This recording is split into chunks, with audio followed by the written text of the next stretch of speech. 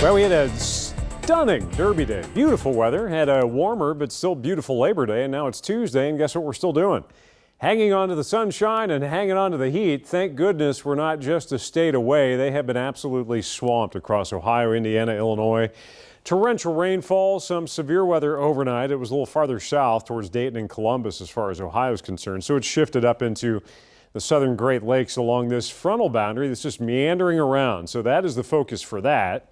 We are enjoying beautiful weather. They are getting hammered with the first significant wintry and wicked cold outbreak of the season, and boy, it's early. You can see that snow flying now from Colorado all the way down to Colorado Springs and then up through parts of Wyoming there. They've had anywhere, and this is right our estimated snowfall, from a half foot to over a foot of snow. So they're just getting a big time whammy from winter weather there. You can see the winter storm warning that remains in effect. And look at the temperature.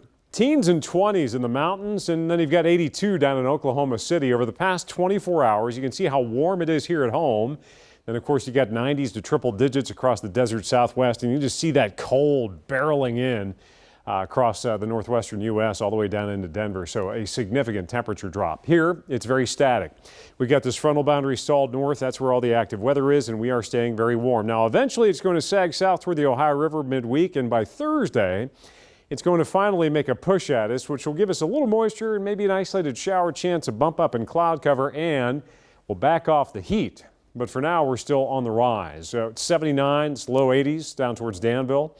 We've got dew points in the 60s, so it's muggy out there, but not steamy. And our maximum high so far this year remains 93 degrees, which we did in July. 93 in Jackson as well, 94 in London. And for today, we'll likely be in the upper 80s, around 90 degrees, and then probably right around 90 tomorrow. Remember, our average high is now down to the low 80s and will continue to fall through the month of September.